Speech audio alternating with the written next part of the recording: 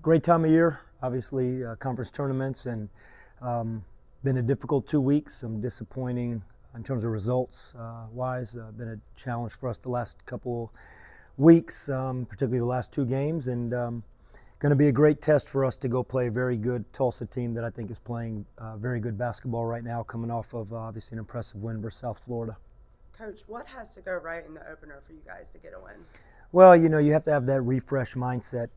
We're battling 2 weeks of obviously been some challenging road trip, that Texas swing, then a very difficult loss in overtime at SMU, and then coming home. And we've played solid basketball over the last two games, and at times some of the best basketball we've played late in the season.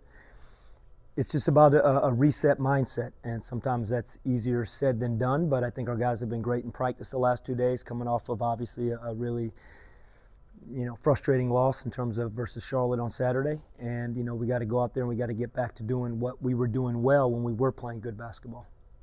With Tulsa, Haggerty and Williams, obviously explosive. Just how much do they concern you going into? Yeah, huge, a great amount, because I think it's as productive and as talented a backcourt as yours in this conference in terms of just everything. The way they play, get the free throw line, shoot the basketball, score the basketball. So yeah, it's a huge concern, particularly because you look at the Charlotte game and their backcourt really hurt us. They had 47 points between their starting backcourt in the game on Saturday. So yeah, it's a great challenge for us against what is one of the best backcourts, if not the best backcourt in the conference. Obviously, it's been 4 months since that MTE, but it seemed like when that happened here in Greenville, you played better as each day went on. Do you take anything that your team did maybe off the court, playing 3 days in a row, then to bring that into the conference tournament?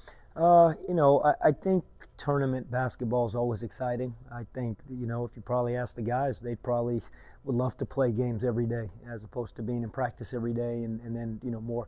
But that all being said, I think you got to approach it one game at a time. I'm not even thinking about anything beyond us getting on a plane today, traveling there. We got to, still don't play until Thursday.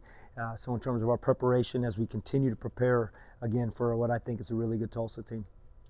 With Haggerty, he's so elite at getting to the free throw line. Did a great job of that in the first meeting. Can you emphasize, or is it just something that kind of happens? You can definitely emphasize it. You have to. He's number 2 in the country getting to the free throw line in terms of that free throw rate and his numbers. And the other guy happens to be 7'3" or 7'4", whatever Zach Edey is. So this is an elite guard that gets to the free throw line as good as any player in the entire country. So you have to emphasize it. We'd be silly if we didn't. Now, does that equate to the same execution and the fortune that we had in the first game? We'll see. But of course we talk, because that's a huge piece of how he scores and how Tulsa does what they do on offense. Sears really come on lately. Was there a specific moment that you said, hey, man, he's finally ready to go be a big-time guy in college basketball, or is it something that kind of progressed over time? I think it's a progressed thing. I think we've seen it in Sear all year. It's not that there was – the moment was going to happen when he made the moment happen, and I think we all know it was the SMU game. He made that happen. We've all been pushing him towards that, and he's been working towards that. It just doesn't happen as quick as I know everybody wants things to happen. He's a freshman, and PJ Haggerty is a dynamic freshman. He's someone that was at TCU last year. He sat out. So he's a freshman playing eligibility-wise, but he had a year in college. It's very rare for true freshmen, where a year ago today they were in high school games, to just step right in and in November and December hit the ground running and have that kind of impact. I think he's made a lot of real impactful moments every day in practice, in games.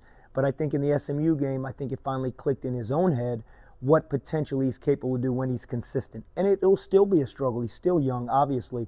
The Charlotte game wasn't as good as the SMU game for him, obviously. But I think he has really earned this opportunity with the way he's worked.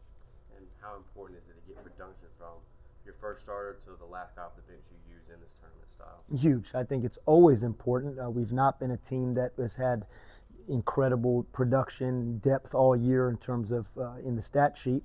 So I think it's even tenfold now when you go into a tournament, if you're fortunate enough to play beyond the first day.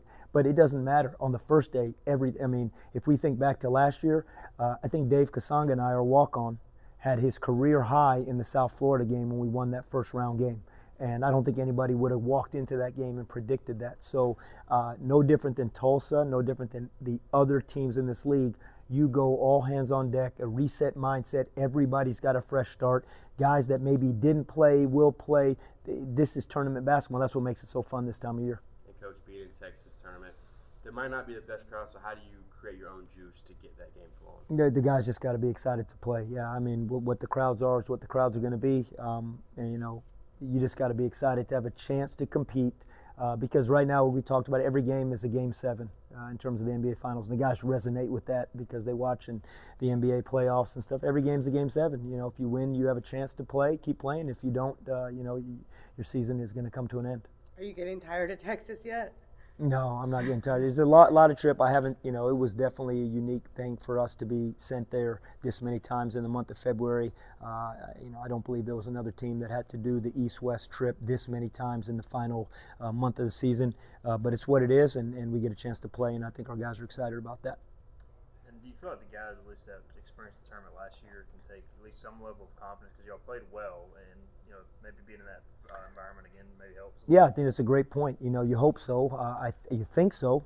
It's something you want to believe as a coach, as you think of, you know, familiarity and being in that building and playing playing well. We played 3 of our best halves of basketball last year in that building, down to the second half of the Houston game. It's a 21-20 game at halftime. It's an absolute slugfest. We're down by 1 at the half to the #1 team in the country, and we go into the second half and they get going, and a player that's doing really well in the NBA right now really hurt us in the second half, and you know we couldn't obviously find a way to win that ball game, but our guys competed for 4 halves. We played 3 really good halves, so you hope there's that feeling. But you know what, Stephen, I think is, it's a whole new season. This is our game versus Tulsa the first time around back in January is irrelevant right now, let alone what we did last year in that building. But being in that building and experiencing it, I think it's always good for players.